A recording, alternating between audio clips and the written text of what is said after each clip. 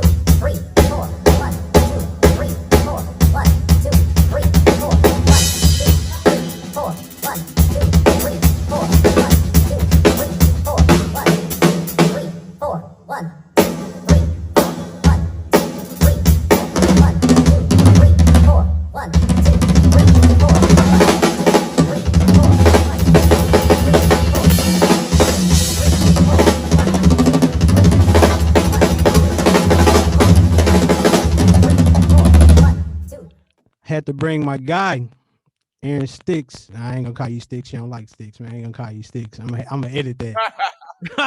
Oh, no, you don't even have to, bro. uh, Aaron Smith, man. Aaron Smith, man. Yo.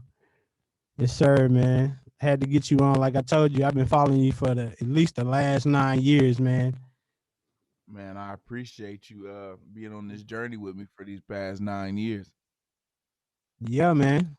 Hey, so for anybody that's been a hermit and been under a rock, let them know where you from, man, and who you are, what you do. Yo, so I am from a small city. It's a city. I ain't gonna call it a town. I'm from a small city called Muncie, Indiana. It's about 45 minutes away from Indianapolis. Born and raised there my whole life. Of course, I play drums. A lot of people know me from playing drums, and I also I'm an artist, producer, arranger, or whatever. I don't want to name a ton of things. You know how cats are, man. I'm a keyboardist, producer, arranger, drummer, all that stuff. But yeah, I do quite a few things in the music industry in order to stay afloat. And yeah, that's pretty much it. Ah, yeah, I don't man. talk about myself all like that, man. Man, hey, I feel you. So, tell me, bro, like, where'd you get the inspiration from? Was it family? Was it different guys you seen in the city playing? Like, where'd it come from? Um, Sorry, I'm chewing and stuff. But I started playing drums at the age of 2, and so the very first person that really inspired me to play was my cousin, and we were at church. His name is Jeremy Webb. He was like the greatest drummer I had ever seen at the time. I'm like, this dude is amazing. So I wanted to be just like him. Started playing at church at the age of 4. Still couldn't reach the pedals, you know what I'm saying? But I would say, man, as far as inspiration, what got me started is, well, not is, but are the cats that are in my city. And so I don't know what it is about Muncie, but dude, like, it's so many gifted, talented musicians that came from that specific area. I mean, You got guys like this guy named Trevor Woodgett, which he's a couple years younger than me, but that dude is like the most amazing drummer, even today, that I've ever seen, literally. And then you got cats like Joe Elliott, which he has the band Be On It, which they won Strange Range in like 2014. Um, you just got amazing musicians there in such a small city. And so I mean, and I'm still good friends with all those guys, and we just push each other, man. But it started with the city first, like my friends that I grew up with, went to school with. It all started right there until I got older and started venturing off, and started getting internet savvy. We're like the first generation to uh see life before social media and after. You know what I'm saying? So we were the guinea Yeah. pigs. But yeah, but then I started, venturing off and kind of studying other drummers. And back then you had to get like magazines, and you had to like actually buy instructional DVDs and stuff like that to like see like true professional drummers. And so I think my first instructional DVD that I ever saw, well, it wasn't a DVD, it was a VHS. Telling my Oh age. wow. Hey, the first throwing it the back for first real. Yeah, facts. The first VHS that I saw was like a I can't remember what it's called, but it was the joint with Tony Royster. He was like 12 or 13, and it was like Dennis Chambers. And so they did like a VHS joint together, and I think my mind was absolutely blown at that VHS, man. Like, seeing those drums, those type of drums that Tony Royster was playing as a kid. He had these like red drums with like all 24 karat gold hardware. Then he had like all these cymbals going across, but then they had the little stackers at the top. He had the little splashes at the, like, that stuff like was Yep. game changers for me, seeing that type of stuff. So but yeah, like all that inspiration, man, really it all stemmed from like just from my city, the cats in my city. Right. Yeah. Hey, I remember that Tony Royster joint, man. Like he was the first kid I saw playing like that, bro. I was like, bro, I'm thinking I'm good. I'm like, man, this guy's amazing, bro. Like hands down, like the best kid I've ever seen play drums, bro.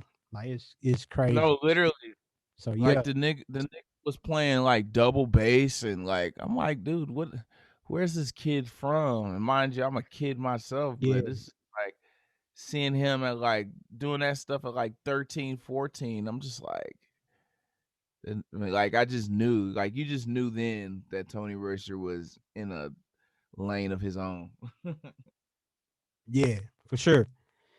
So Yes, sir. you got the inspiration from playing drums. You doing that, and then all of a sudden I see you start playing ox. You playing keys. I'm like, okay, this guy's elevating.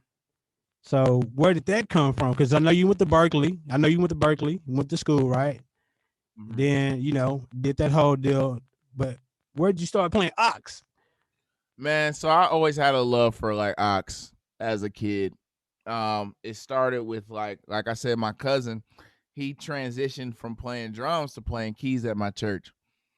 And seeing him play keys, and then seeing the minister of music at the time, his name is Keith O'Neill. He was playing keys, and them choir songs and stuff like that, hearing all that stuff, and then seeing like um Keith, uh, seeing him like change patches and stuff to like synth brass and all that other stuff. Like as a kid, I was a different breed, I would say, because I was like already a gearhead without being a gearhead, if that makes sense. Like, so if I saw something that I liked as a kid, or if I heard like a specific patch or sound from a keyboard, like I was in love with that keyboard. Like that's just how it was. And so growing up, I would have, little toy keyboards here and there. I would make up songs and stuff like that. Like I could play a little bit, but not well enough. Even now, like not well enough to like carry a service or anything like that. But I'll give you all the bells and whistles in the world if you if you need it. As you can see, I got all these keyboards here and all that. But yeah, that's when it started, man. Like when everybody at the church, everything, all my inspiration, everything started from my church. I had the opportunity to see good musicians. I had an opportunity to practice and go through boot camps and go through moments where I had to get kicked off the drums because I was crying. You know what I'm saying? Like I was speeding Yes, up, sir. going down, and they're like, you know what? Let Jeremy show you. And I'm over there crying while he's showing me like what to play. But those things is what sorry, I'm getting a phone call. I had to ignore it. But those are the things that really shaped me. And so it shaped even me playing ox. So I have an ear for ox. I can do anything as far as playing auxiliary keyboards, but I definitely wouldn't play mains. But I'll give you ox. Did you have any did you have any training? You know what I'm saying? Or is it just all ear? You know what I'm saying? All ear when it comes to keyboards. I had training when it comes to drums, but the only training that I had was like proper technique and learning how to read, and like learning rudiments. So my parents put me in. They put me in lessons at the age of 8, and so I started learning how to read music at 8. So dope. Man, that's the one thing that I shied away from, man, was reading, bro. I was like, man, I know how to, but I'm not fluent. You feel me? Yeah. Like And so yeah. but the thing is, like with reading, man, it helps. It helps when you don't know music. Like if you don't know a song, they'll give you a chart. You can read, as long as you can read the chart, you're pretty much good. But I would say the lessons helped the most as far as my development, as far as properly respecting and playing drums for what it is, as far as the basic foundations, as far as like rudiments and all that stuff. Like, you know what I'm saying? Going into middle school, I already knew that whole book while all the other kids are, learning how to, read quarter notes and eighth notes and stuff, and so I Right. already knew all this stuff. So it put me in a kind of a different category because it's like even in 7th grade, I was one of the I played snare drum for another marching band, like another school, because the high school that I was gonna go to once I got out of middle school, at the time they did not have a competitive marching band. And so the other side of town, we had another high school and they were winning state and marching band like every year. And so I'm like, dude, let Wow. me go ahead and hop over there and see what I can do, because the rules let you, if your school doesn't provide a competitive marching band, then you can transfer over and play for this other school. And so that's what I did. And so like learning how to read music early helped me understand later on. Although I may not have understood it right then and there when I was learning it, but later on in life, like it just clicked out of nowhere. Like, oh, okay. Right. So double strokes, paradiddles, ratomacues, like all that stuff. Like it just all clicked because then I really had to know that stuff. Being one of the snare players for this marching band that keeps winning championships. So, Man, so that's crazy. I know that was definitely it was definitely a benefit learning how to read at an early age. dope. So fast forward, bro. All right, playing drums, keys, all that. Now you're an artist. You know what I'm saying? You transition from just playing drums. Like, okay, I'm gonna say it now. Aaron Sticks playing drums, right? Now you're an artist. You know what I'm saying? Like, that's crazy because not everybody thinks to be an artist. They worried about being on the road playing with a certain artist, not being the artist. Mm-hmm. So what made you in your mind? What made you say, you know what? I want to be an artist. I'm gonna transition. I'm gonna still play drums, but I want to be an artist. I want to be something different than what everybody else is showing me to be. Yeah, that's a good question. I would say my thoughts on being an artist started like in elementary school. Like I would always come out with like groups, bands. I always try to have a band. Always try to form a band with my friends and try to perform all the time and all that other stuff. But I think it really kind of came into play probably in the last, I want to say 5, 6, maybe 7 years when I started kind of creating my own music, like and kind of taking it serious, like buying studio equipment and all that other stuff. And so I don't know, it really kicked in the last couple of years, but the idea of it, I just didn't know how to execute it. Was like when I was super young, I always wanted to be some type of leader or some type of person who came out with their own music. And so as I got older and started having children and having a wife and all the other stuff, you start to think of different ways to still be a creative but also make a living. And so it's kind of difficult, although I am able to do it, but it is kind of difficult to just strictly be a drummer and make a living. And so, especially now with, the pandemic and all that stuff like that, like everybody's trying to record from home, everybody's trying to, do all these things. And it just forced me to like really execute. Like when the pandemic really hit, that's when I decided, you know what?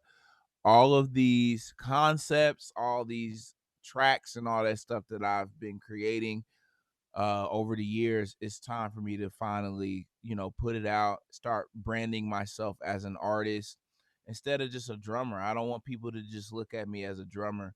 So I would get prophecies all the time. I know people aren't really big on prophecies, but I'm actually really big on that. No, I'm in the house, Doc. Yeah. I'm in the house. All right, I'm bet. with you. Cool. Yeah. Um, so I had got a prophecy when I was a teenager, and this preacher kept saying to me, "You are more than just a drummer." He kept saying it over and over, and I didn't necessarily know what that meant. In the back of my head, I'm like, "Nigga, I ain't no preacher. I'm not trying to be no Yo, preacher." But no, I think he was not that kind of one. speaking. Right.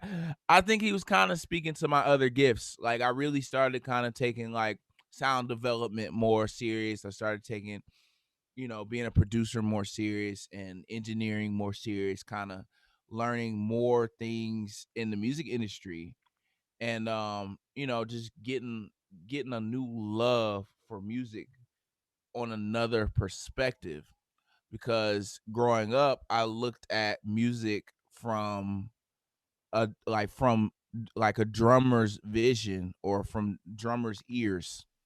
And so when I started venturing out and creating music and producing, my ears changed, everything changed, and then it even changed the way that I even approach drums or music in general because now I'm hearing it from an overall perspective instead of just from a drummer's perspective. And so I don't know, man, my passion, and then I got friends, man, like my homies are turning to artists and stuff, and you see like cats Yeah. like Sean Wright that's coming out with music, and you got cats like Vaughn or V Keys from Florida who came out with his whole album, and just like I got homies that are amazing musicians and they're singing and playing and producing and mixing and editing and doing all this other stuff that is within the music, the music industry. And I was like, you know what? Let me tap in. Let me do this because I've been doing this my whole life, but just didn't take it serious until honestly until the pandemic hit. The pandemic was really the best thing that could have happened to me because it pushed me all the way into my calling, which is to be an artist. It pushed me to build my home studio. It pushed me to really take my brand and my business serious, because there were so many people out of work and we wasn't playing live. There was no live shows, none of that. So I was able to stay afloat and pay bills and pay rent and pay for my kids and all that stuff like that, strictly from being a home studio guy. Like, people were still coming out with music, people were still recording music, and that never stopped. Like, God truly blessed me to be able to be in a position to build my studio. Um, and all of this pushed me to be an artist. Like, as soon as I set up all this stuff, as soon as I bought all my keyboards and all that, I instantly went to work on my record that I came out with, 765. And I was still having concepts and stuff like that like a year ago, but I really got Yeah. everything done, I would say around like July, August of last year, and I came out with my record in October. So, I mean, honestly, I've always wanted to be an artist. I always saw myself singing. I've always saw myself producing my own songs, and I've always heard these sounds in my head. But then when I finally got the tools to do it, I didn't have an Yeah. excuse. You know what I'm saying? So Yeah. yeah, our whole artistry thing started all the way back when I was a little kid, literally. Yeah. Man, you said a whole lot, man, and you tapped in on something as far as relationships, man. Like, that's huge. Like, who you hang around, you know what I'm saying? Who you looking at, that matters, bro. You know what I'm saying? Because it's gonna push you past where you at. Because you could be like, oh, I think I'm good here, but nah, it's like, okay, he doing this. Not that you comparing, Yeah, but it pushes you to be yeah, better than what you are and who you are. it puts fire under your butt. Like, if you got homies and niggas that are doing their thing, like, it makes you reevaluate yourself. Not saying that what I'm doing is less than what they're doing or better than or even comparing or competing.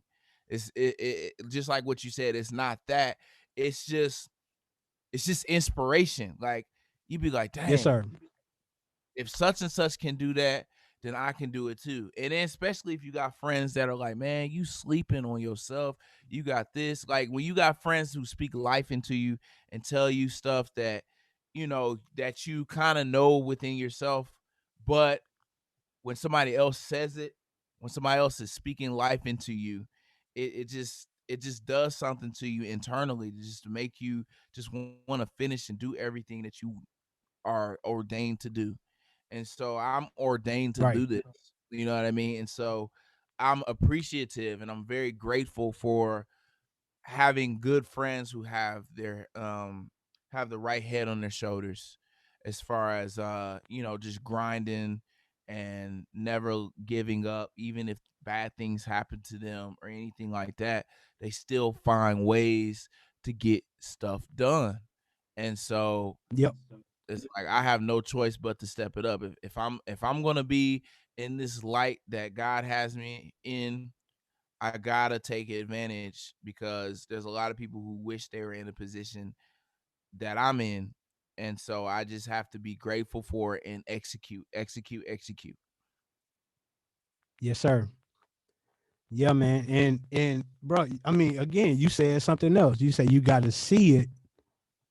You got to see it first, man. You know what I'm saying? Like, you saw it as a kid. You got to see it before it actually happens. So you can see it. Then what you did, you took action on it. It's like, I see this. I know what I want to be. You took action. You took action on it. Then it became something as reality. You know what I'm saying? So Yeah, those are, I feel it's like, important. key things, man. It's important to visualize. It's very important to visualize what it is that you want to do, or what you see yourself doing. Once you visualize it, the hard part is executing it. And a lot of people struggle with executing their goals, because life hits us, and a lot of people don't take advantage of the time that they have, because we always think that we have time, but in reality, tomorrow is not guaranteed. It is not promised. And so I literally live every single day with a purpose. I don't just go on automatic. Sometimes you can go on automatic just with life, and then you'll look up, you be like, damn, like it's been like a month, and I've been just kind of just going. But no, I wake up, I'll thank God, like, thank you for letting me see today, because I got homies who didn't wake up, or just crazy stuff. I'm not even trying to Yeah. be super spiritual, but this is my mindset, my mind frame, and this helps me get up every single day and do something towards whatever goals that I have. And it's like living with a purpose every single day. Living also, like, it's important to live in the moment, like live in the moment right now, enjoy what's going on right now, but also plan for the future. A lot of people don't live in the present. They're just always looking forward, which that's okay to a certain extent, but still enjoy life while it's happening. You know what I'm saying? Yeah. So I take all those things, and it causes me to just grind. Like, I grind every day. There are moments where I'll make $1,000 in the studio, and then there's other moments where I'll make nothing for 2 weeks. You know what I'm saying? From the Yeah. studio. And it's just a grind. Like, if I want this thing to truly work out to the point to where I want my wife to come off her job and stuff like that, like certain things that I want to happen, I have to work every day towards that, every single day. And so that's just my Yep. mindset for everything, bro. That's my mindset for everything. And it's helped a ton. It's helped a ton. Yeah. Yeah, man. Consistency. So hey, let's tap into it then. You said what your day look like. You know what I'm saying? Let's tap into a day in the life of Aaron Sticks Smith. I keep saying Okay, Sticks Smith. so I keep saying that. it's a I'm gonna say it again because I'm gonna edit that. no, it's all good. Like, dude, people call me Sticks still, but it's my actual nickname. Like, a lot of people don't know. Like, we in the social media age. I know this is kind of, let's take a parenthetical pause, but a lot of people think that I just kind of just put my name out there as Aaron Stick Smith on social media, but that's really my nickname. Like, because in 6th grade, my math teacher called me Sticks all the time because I would carry drumsticks to every class. I always had a pair of drumsticks with me, no matter if it was Yeah. English, math, social studies, lunch. Aaron Smith always has sticks in his hand. So he started, Mr. Paluch, he started calling me Sticks in 6th grade. It stuck. I used to hate it. I hated when people called me Sticks. Absolutely hated it. But it followed me to high school. People was calling me Sticks. And so I was just like, okay, well, it's just Aaron Stick Smith. But then, like, that literally became my nickname. Like, the Williams Singers call me Sticks. Friends of mine in Indianapolis call me Sticks. Like, everybody calls me Sticks. I'm so used to it. Like, literally. So I don't take Yeah. offense when you could say Aaron Stick Smith, bro. But what was your question? Oh, my day. So So I'll say yeah, I'll say a day this. in the life of Aaron Smith.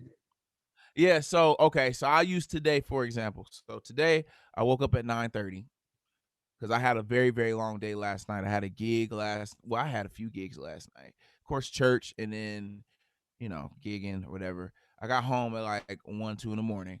So my wife let me sleep in till about 9:30. I woke up, ate breakfast. I had my little morning tea. I always drink tea in the morning. And then I came straight down here.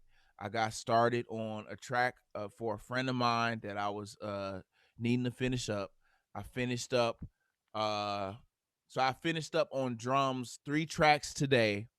Um, I had a meeting today with a guy who kind of he's been revamping everybody's home studios. So he's like Right. he does he specializes in soundproofing rooms and like doing a whole makeover. So like the next time you see me or the next video or anything like that, you will not recognize none of it, because all of this is getting a makeover. So I was busy talking to him for about an hour, and then I got right back to editing. I had to do some editing for a video and a track that I'm doing for rest in peace Paris Bowens. So I'm gonna do a little tribute, little video to him. So I'm getting all the audio files from all my friends. Did some vocal editing today. Did some video. I shot some videos today as far as some promotional videos for like Groove Gear, some promotional videos for Audix. Man, what else did I do, man? Oh, just tearing down, setting up, just being an engineer up here. It sucks sometimes. You got to tear down mics and put up new mics and switch out mics and plug in certain things and just all that other stuff, man. And so I did all of that. I did my last track. I got finished with it at 7:00. That's why I forgot. I got done with that at 7:00, and then my wife was like, "Hey, can you get me and the kids some food?" So I said, "Yeah, sure." So I did that, handled that, absolutely. Yeah, and then got set up for this. So I've been down here since 10 this morning. So man, it's been getting it a lot. in. Yeah, get it in, but it keeps me out of trouble too, man. When I get bored, man, it makes me want to do, hood rat things with my friends. Hey, I got you, man. I got you. That's why I stay busy too, man. I understand. You can't fall into the foolishness, man. You can't, because that's another thing. That's another distraction. I try to eliminate all distractions, because I always notice like my focus is off when I'm distracted. And that's everybody, but still, like, it's really bad for me. Like, it's easy for me to just, fall into certain things that I used to do back when I was younger, and I'm not trying to be that type of guy anymore. So I just kind of just stick my head into, my work and stay there and just stay around my family, stay around my kids, stay around my wife until I have to work like outside. Then, then I'll go outside. But for the most part, I'm in here, man. I wanted to have a workspace at home to where I never have to leave home, because the moment you have a child is the moment you never want to leave. At least in my opinion, like if you're a great father, you never want to leave your kids like that. It's just that connection. And so it drives me nuts now that I leave. It drives me nuts. Like whenever I travel and got to go somewhere, fly somewhere, it drives me insane because I'm leaving my babies. Yeah. Yeah, I'm with you. Yeah, I got two myself, man. So I'm with you on that. Yeah, so you already know. Oh yeah. All right. So yeah, we got to get into this endorsement, man. What's your take on endorsements, bro? Oh man, endorsements are great, depending on how you go about them. Endorsements are great. If you know your self-value, and if they respect you. So a lot of these endorsements nowadays aren't really endorsements. They're like, I mean, they're partnerships, but like a true endorsement, they support you just as much as you support them. And not just with gear. It's not just gear, but it's more so just the overall support, the overall relationship, friendship. And so what has helped me a ton with my endorsements is relationships, as far as my connections with my reps. And they really support and mess with me. So they do any and everything that they can within their willpower to make sure that I'm straight. So I'm endorsed with Pearl Drums, Zildjian Cymbals, Evans Drum Heads, Groove Gear, R-Tom, Clear Sound Baffles, Audix mics. What else? Who else? Because I know I'm forgetting some. Drum Cubes. This one's gonna sound really funny, but it's a drumstick grip, and the company is called Tyler's Butt Wax. And so it's something you put in your hands, or what? Yeah. So it's called Tyler's Butt Wax because you put the wax on the butt of your stick. You see what I'm saying? Yeah. Got you. So I use that really, like, I went through this phase where I was using, them bright colored sticks. And so, like, when my hands would sweat, then them joints get slippery. You know what I'm saying? So Yeah, that's what I mean. I don't see how you playing with that. Because I had that wax. Listen, I put that wax on there. Them joints ain't going nowhere. They ain't going nowhere. Yeah. But I'm also endorsed with Roland.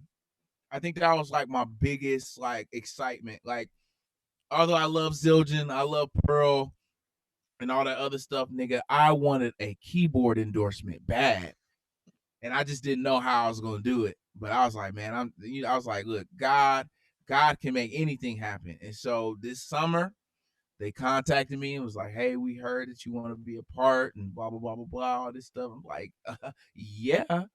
I mean, the moment, wow, the moment I signed with Roland, man, I bought 2 keyboards from them, and then the rest of them I found like on eBay because I'm a vintage guy. So like this one up here is vintage. It was made like in like, I want to say this joint was made in like 96, I believe. This JP 8000 up here, and then I got a couple other vintage joints.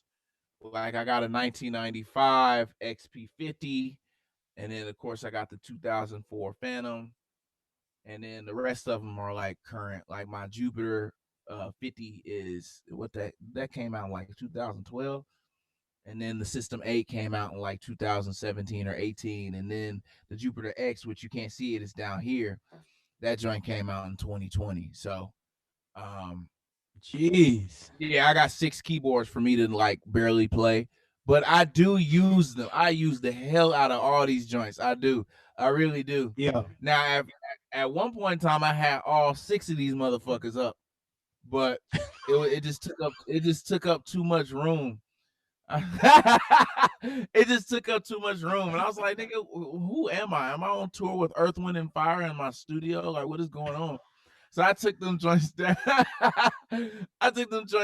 Man. I needed more room in this studio, man. So I took them joints down. But whenever I do use them, I just swap them out or whatever.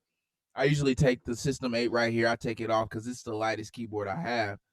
And then I'll just, I stick in like whatever I need to or whatever. But the main joints are these joints right here that I use the absolute most. So yeah, so the Roland thing. But yeah, so ultimately about endorsements, a lot of people have a bad taste in their mouth about endorsements, and it's because a lot of people don't negotiate with these companies. Now, mind you, a lot of companies, yes, you have to kind of work your way up the ladder and all that other stuff. We get that. But you also need to have some type of knowledge, like talk to a friend, talk to a homie, a OG, somebody that's already in the game to kind of give you some game as far as how to conduct yourself with these companies. Because, I mean, I'll be honest, they'll try to give you the bare minimum. They will. They'll try to give you like, oh, okay, we'll give you 70%. No, I don't need 70%. I'm just speaking for me right now. 70% doesn't work for me because I know my value. I got a lot of people who follow me and follow everything that I do. If I tell them that this cymbal company is the best cymbal company in the world, they're going to go buy it. If I'm playing Pearl drums, they're going to try to find those same exact drums that Aaron Smith is playing. And so when you know your value, you're able to kind of maneuver through, these like whack deals that these companies are giving. I'm just being honest, they're really whack. Right. And like I'll just be transparent. I don't pay for nothing. I don't pay for anything. But I worked hard to get to this point to say that. Now, did it start off like that? No, it did not. You know what I'm saying? And for me to even understand endorsements, I had to kind of do my own research and then also bump my head when it comes to these companies. So I mean, it's like, dude, I used to be with D-Drum, I used to be with TRX, I used to be with Supernatural Cymbals. My first endorsement, well, I don't count it as an endorsement, but everybody's first endorsement. I know what you Soul Tone. especially when we were teenagers. When we were teenagers, Soul Tone was a thing because Ron Allen was really coming out, like playing them. They had just now really started coming out with the videos and stuff. Like, this is MySpace days. Like, you know what I'm saying? Like, this is like 2005, 2006, maybe 2007. You know what I'm saying? And so they kind of revamped the whole endorsement thing in a bad way because it made people have this skewed, distorted idea of what an endorsement is. And so what I always tell people is don't sign with Soul Tone. And the reason being is if you like their symbols, just buy them. Like, honestly, because the thing is they jack the prices up extremely high. Like, if you look at the list price, there's no reason why a 17-inch crash from Soul Tone is the price of a K Constantinople.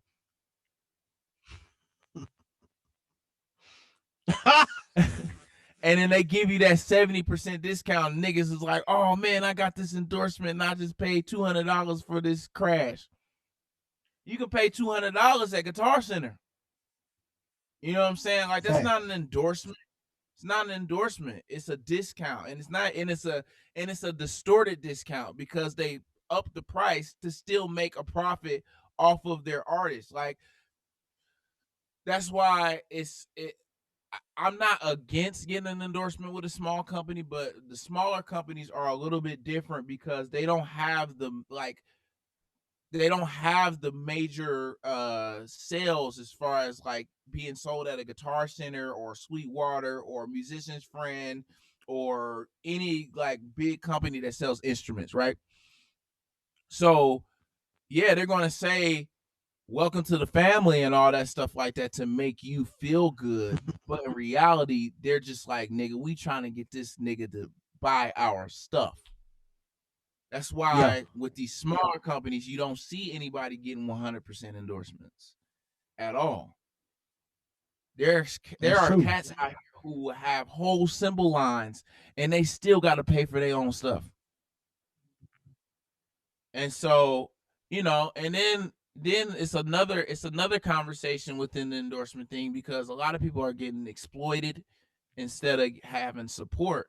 And these companies will exploit you if you let them. And so now what I do is I make sure I get paid. Like, these companies that I'm endorsed with, they pay me. Like, when I do drum clinics and stuff like that, although I'll get my pay from, you know, whoever is hiring me to do a drum clinic, but also I'm getting another lump sum of cash from all these companies. So I let them know, hey, I'm doing this drum clinic in, let's say, like Texas. I'm doing this drum clinic in Texas. Do you can I get some financial support? They're like, yeah, sure, fill this out or tell us what's going on, and then we'll send you $100 or $150. So mind you, so just being transparent, I charge $1,000 to do drum clinics. So on top of my regular fee, on top of that, I'll make an extra, like 500 from my companies. So I'm walking away with 1,500. You know what I'm saying? Like, there's ways around it. There's ways of you just have to communicate, but you also have to know. You also have to know what you're able to ask and request. And a lot of people don't know that. They're just so excited to get discounted gear or be on the website. It's like, dude, forget that.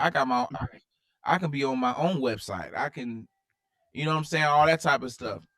But I don't know, man. The whole endorsement conversation is such a shaky one because a lot of people are kind of steering away from endorsements because they heard so much bad stuff about endorsements. And it's a lot has to do with the fact that we are in this transition period of the music industry.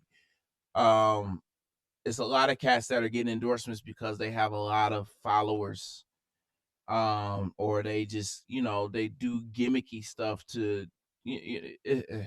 It's such a complicated conversation, bro. Like, we'll be on this conversation for about an hour. We need to have a discussion one day specifically about endorsements. Like honestly, but all in all, to kind of wrap this up so that I'm not rambling, endorsements are great. At least from my experience, endorsements are great because had it not been for endorsements, none of this stuff that I have right now would not be here because I wouldn't have. I don't make enough money to have literally $50,000-$60,000 worth of gear in my studio. Right. A lot of this stuff was Yeah, man. Right. Man, I'm gonna tell you, kind of going back to the Soul Tone thing, man. I was endorsed for Soul Tone, and what made me switch from it and just not do it no more is when I started seeing keyboard players and bass players getting endorsements. It was a wrap from there, bro. Yeah, that you know what turned me off from TRX? I mean not TRX, but Soul Tone. What did it for me was when I tried to return a cracked cymbal and they emailed me back and told me that it was my fault that it cracked. Mind you, it was a crazy cosmetic manufacturer defect in the cymbal. You know when there's manufacturer defects. It's like random cracks like within the lathing and stuff like that. You know what I mean? Crazy stuff like that. Crazy random breaks. Like I wasn't abusing my cymbals. You know what I'm saying? So when they told me I couldn't get my own cymbal replaced, I'm like, yo, I bought this from y'all. I'm endorsed. What's the point of being endorsed when I can't even get my stuff replaced? I was like, I'm better off buying Sabian cymbals or Zildjians, and I at least get a 2-year warranty. I'm endorsed with y'all, and y'all won't replace this. Oh, I'm out. You know what I'm saying? Like, what's the point? Like with Zildjian, it doesn't even have to be broken. If I don't, my guy, if I don't like the logo anymore, if it's faded, I can be like, hey, Zildjian, can I get another crash cymbal? Oh, sure. First of all, they'll send it to me first. Then they'll be like, okay, you can send back the defected one, like afterwards. So if I wasn't a man of integrity, I could just rack up on cymbals if I wanted to. But I don't want to abuse the system like that, of course. But yeah, like it's the fact that I have an option to swap, or I have unlimited access to getting cymbals replaced. Like if anything breaks, I can just with no question. Oh, sure. We'll get it right out. 3 days later, it's at my doorstep. That's an endorsement. That's support. Same with Pearl. If anything cracks, if the lacquer cracks on the paint on a drum, or if I need a new drum, like for instance, I told John, my rep, told him I needed some. This is when I decided to finally use an 8-inch tom again, because I was against 8-inch toms for dang near my whole life. And it's because the reason I was against 8 inches is not because I don't like the way that they sound. I absolutely love an 8. But where an 8 goes is usually where I put my splashes. And I'm like, dude, like I'm not about to put no 8 nowhere else. And I don't want to put my splashes anywhere else. But being in the studio, I'm like, nigga, I need more tones. I need more colors. So I told them I needed some 8 inches for all my drums. They're like, yeah, sure. We don't make those colors anymore, but we'll custom make your 8 inches for you. It's going to take a while. So in the meantime, we're going to send you this prototype 8 that we have. That's why I got the little green, the fade. It's yellow and fades into green. The 8 that I have on my drums right now, it's a Masterworks. Right. But they gave it to me to use until my 8s come in for my drums. Support. That's dope. You know what I'm saying? Like it's all support. You know, so I just use that stuff for examples, man. Like when you are doing your thing and they respect you for what you do and they value you as an artist, these companies will bend over backwards for you. Like they will. But that's not everybody's story, unfortunately. Facts. Facts, man. That's good stuff, man. That's real good stuff. Hey, so this next one has been popular, man, in the last week or so. This clap symbol. Oh God. The clap stack Mm-hmm. with Zildjian. Mm-hmm. What's your take, man? How you feel about the clap stack, man? Um it's I Well, let me say this. How do you feel about the clap stack and it coming from a place of with Zildjian? It's coming from a place of they created it, not giving credit to where credit is due. Let's put it like that. yeah, I know yeah, I knew where you're going with this. No, man. Well, first of all, Trevor what's his name? Trevor Lawrence is an amazing producer, amazing drummer. He's an OG in the game. I believe he's like 47. Like he is an OG. He's played with all the artists Mm. that you could possibly think of. So, utmost respect to him. So, Trevor, I guess back in the day, because mind you, he's been endorsed since he was like 16 with like Remo and some other companies and stuff. But he used to be with Zildjian at one point in time. And so he transitioned over, I don't know when, but he transitioned over to not Bosphorus, Jesus, Istanbul Symbols, which that's an amazing company, but he created this amazing game-changing stack called the clap stack. And the clap stack, his clap stack literally sounds like a clap. Like it sounds like an analog clap. Like it is honestly, this is the most game-changing, most innovative, most creative symbol that we've seen since the HHX ozone. Literally. Yeah, Like, I agree. I agree. there is nothing that has been so game-changing since then. Like literally. Like everybody wanted an ozone when the ozone came out because it sounded like a freaking China, but it still had crash capabilities in it. Like it was like the best of both worlds, literally. Like to the point to where you almost saw China symbols go extinct, but now they're back. But niggas wasn't using China's for a second because we all had ozones. So with that being said, this clap stack is absolutely crazy amazing, right? So when he came out with that, that's when I think the first nigga that I really seen with it, like really kill with it, was Chris Dave. And he's still the best person in the world Yep. to use it. Like to me, he uses it Yep. perfect. So the clap stack is from Istanbul. So after that, you know how companies are, you know how companies do.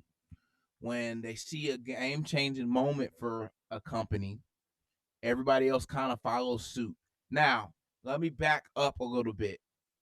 So with Sabian came out with the ozone, right? Sabian was not the first symbol company to come out with symbols with holes. Actually, it was Zildjian. So Zildjian in the early 2000s, it was like the late 90s, early 2000s. I want to say 99, between 1999 and like 2001, 2002.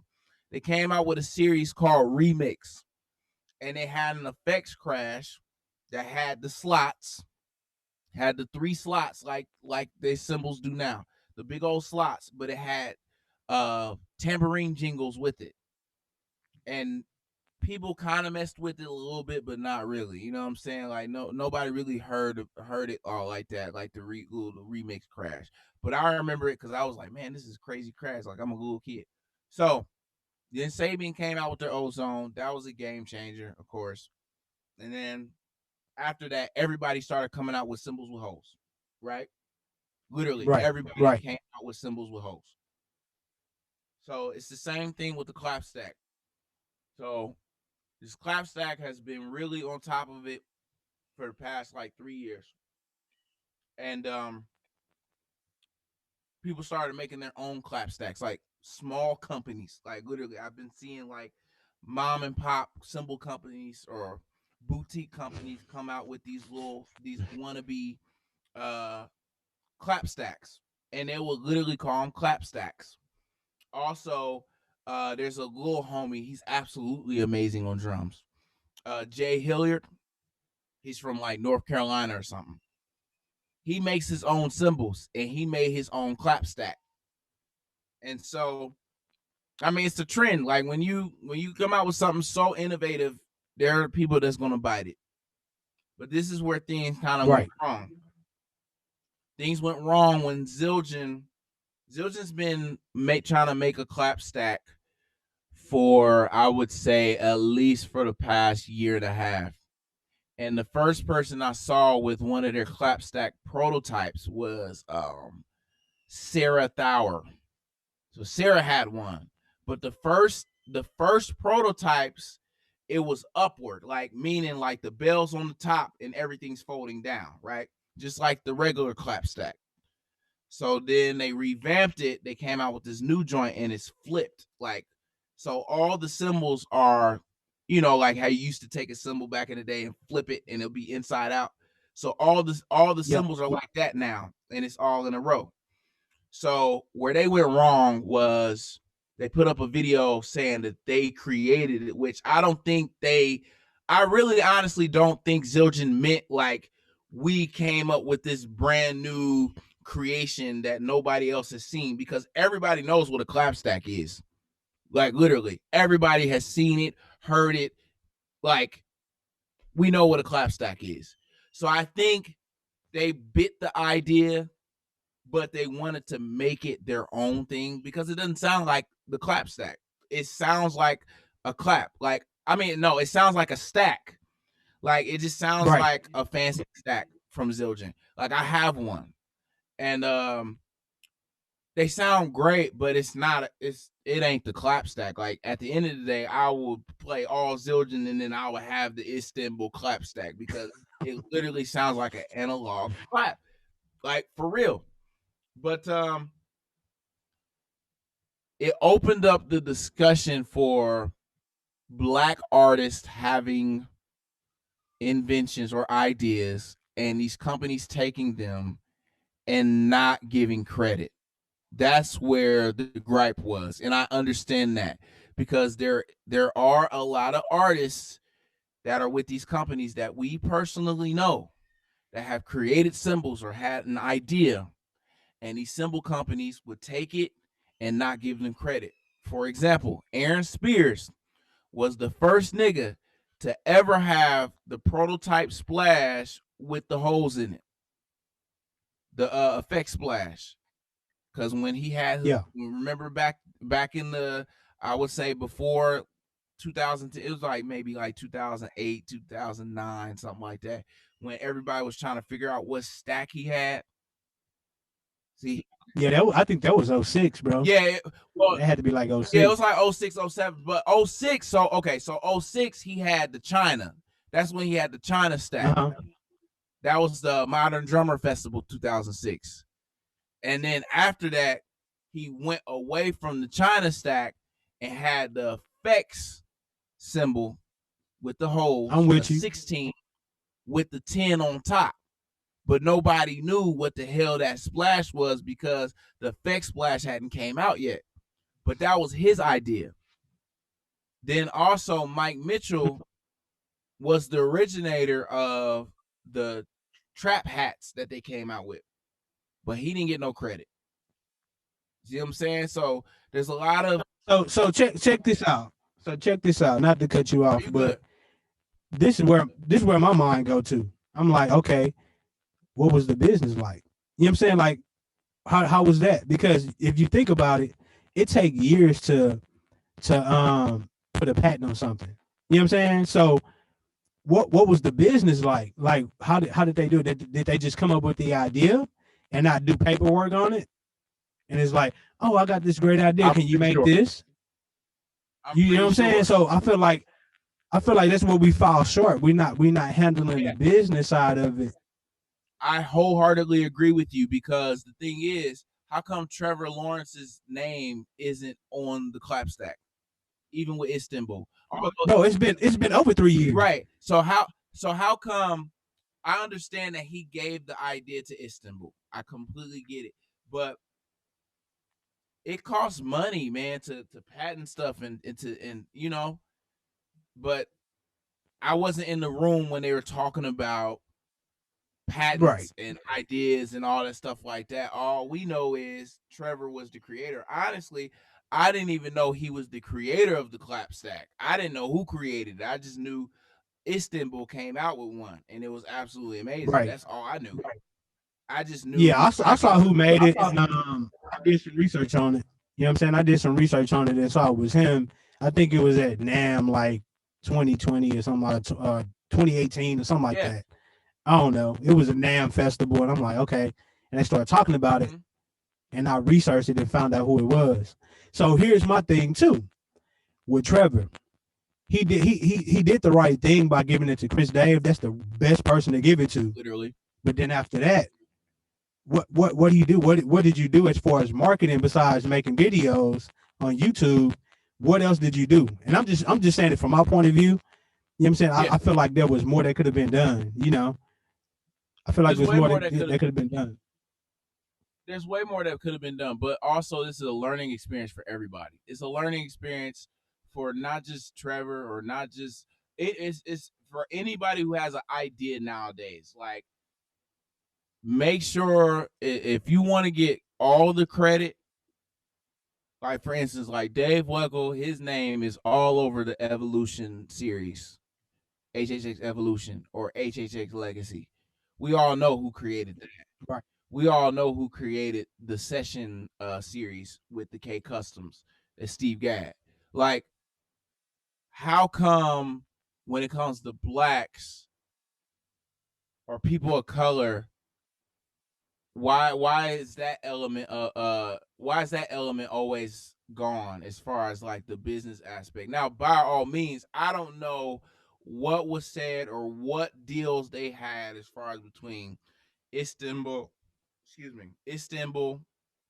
and Trevor. But you know, I understand his argument, I understand his frustration, but that is exactly why we have to make sure we are on our P's and Q's when it comes to patents. And like, I'm not going to give a company my ideas at all until I have all my ducks in a row. Then I'm going to present it to you.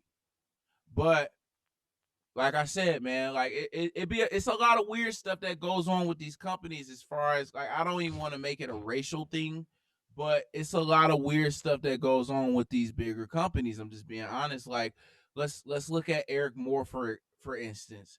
Eric Moore was with Zildjian, right? Originally, he wanted to come out with dope sticks with Zildjian, and quite frankly, Zildjian wasn't with it. So what did he do? Fine, cool, I'll come out with my own company, which was absolutely genius. I'm glad he did because it's benefiting him way more. But the moment he did that, then Zildjian dropped him. Stuff be weird, man. It'd be weird. It'd be weird stuff. But mind you, like, I'm still gonna sit back and chill because at the end of the day, like, I'm getting taken care of. I'm good. I'm cool for right now. But there is weird stuff going on as far as the controversy when it comes to patents and ownership and, you know, people creating certain things, especially when it comes to people of color creating new things for companies. They don't get the recognition that they deserve or the credit that they deserve. And this has been going on for decades. Right. But I think we're all as a culture are starting to become more conscious about our value and how important we are as people of color to being game changers in this music industry, whether it's performing or whether it's creating instruments. We are number one. I'm just being honest. Like, as far as like just coming out with ideas, but everybody takes an L because our business don't be all the way on point. Like, it has to be 100%, not 98, not 90, not 85. has to be 100% on point. And so, that's where the controversy comes in when, companies are going to bite, companies are going to see a great idea, and companies are going to try to make that same thing but in their own unique way for their artists. It always happens. I mean, it literally always happens. Like, you see everybody trying to come out with stacks. Everybody's trying to come out with symbols with holes and all these other Right. trends. You know what I'm saying? So that happens, but on the back end, as far as who's getting the credit, that's always cloudy. So that's my That's take. true. I bet.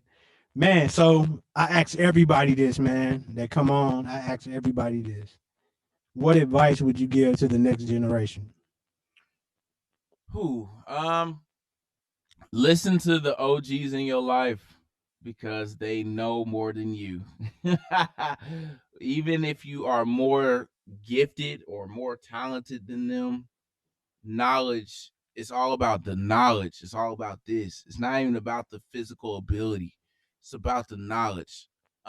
Always listen to everybody who tries to give you like sound advice. Because those are the ones who's gonna have your back, like, and tell you the truth. Also,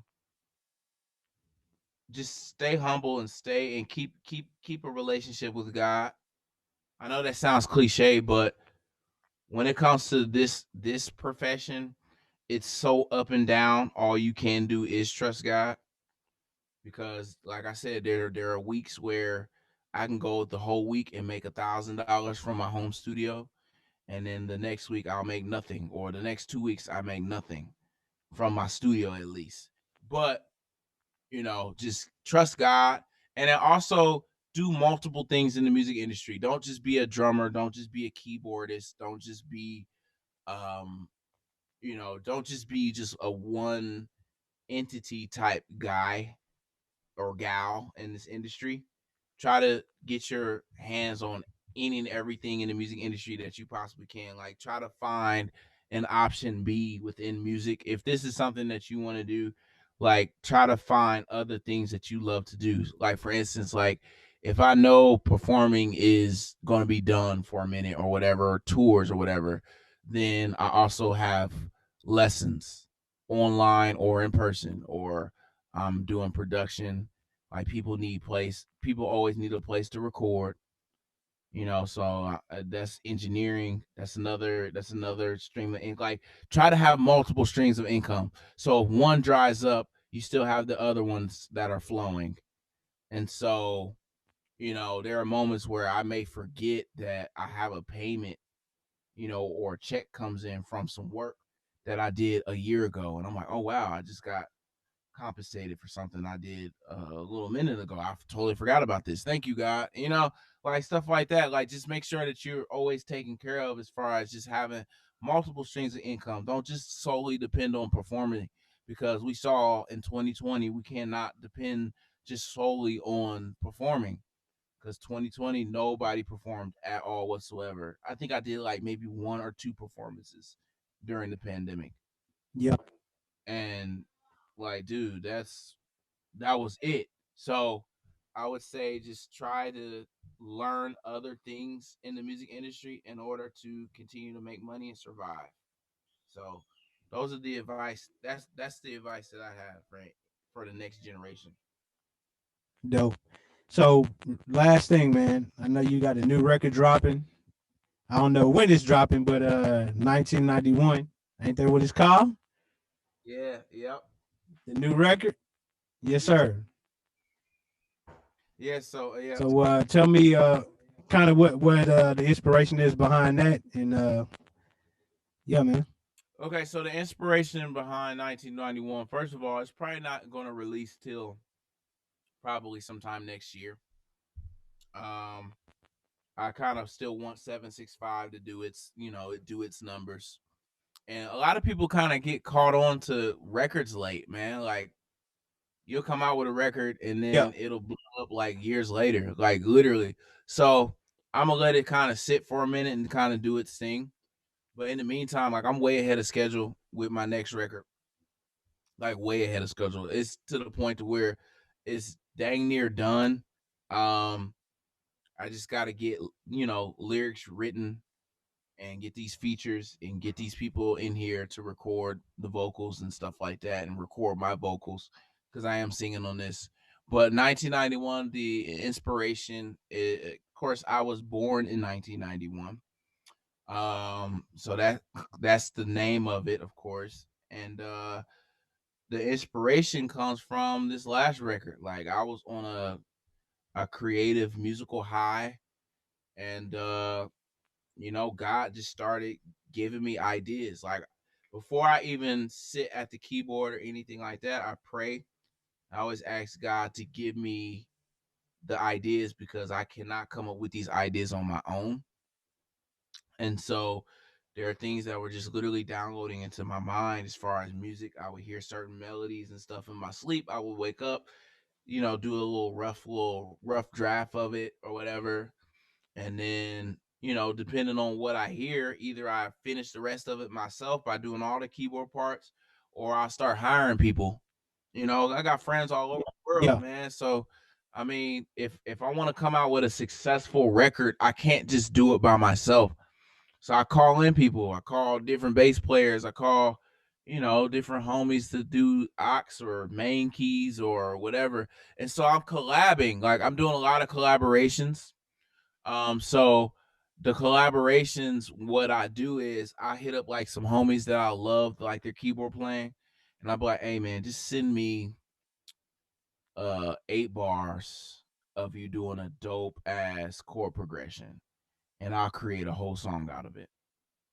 They'll be like, okay. And so then, but on the business aspect, I always tell them like, yo, we will talk about splits. I'm always about making sure people get their credit. I'm always about making sure people get the money that they deserve. And so, for the most part, a lot of people won't take money up front. What they want is a piece of that pie when it comes to the publishing. And so, I always handle that. I always get that together. And so, that's how I'm handling these collabs. Like, I'll collab with a keyboard player, and I've had about 3 or 4 cats give me just chord progressions, like 8 bars. And then I'll play all the ox parts. I'll arrange it, then I'll call in a cat to get, horns done or whatever. And then of course my goal with all my records is to always play live drums on everything. Like there's no program drums on nothing. Everything on my last record was all real drums. Even if they sounded triggered, they weren't. I was using actual sounds, all that stuff. Like what was you playing Vibe with me when I answered? Yeah. So on Vibe Yeah. with me, for instance, people think that's programmed drums. No, I actually played that. I have the video for me actually recording it, and I just detuned the hell out of the snare, and yeah, like because you could tell it's real drums because every blue moon I'll hit the floor tom or you'll hear splashes. Although I put heli filters on it to make it sound like West Coast, but it's real drums. It's just heli filters on there. So yeah, that's pretty much the same concept for this next one. But yeah, it's gonna be even better than 765, man. Like a lot of people like 765, but they're really gonna love 1991. It's like I honestly think it's gonna catapult my career. Honestly, it's on that level. That's what's up. Cause 765 definitely killing, man. Hey, I go on a bike ride and have that joint on repeat. You know what I'm saying? So man, I appreciate it. And people love that it was literally 20 minutes long. Yeah. That whole record is 20 minutes. Hey, but you did what you supposed to, man. You supposed to leave people will want more, man. Yeah, exactly. That was the goal. So thank you, man. I appreciate you. Yes, sir, man. Bro, man, I appreciate you coming on, man. Spending some time, man. You ain't have to. I know it took a while, but we made it happen, man. And I definitely appreciate it. Yes, sir. It's all love. Yes, sir, man. Thank you for the opportunity. I appreciate you for being patient with me. And yeah, it was only right to do this. So I appreciate you even coming to me with this idea and invite me. I don't take it lightly at all whatsoever, bro. Yeah, man. Hey, this is my way of giving back, man. I say it every time.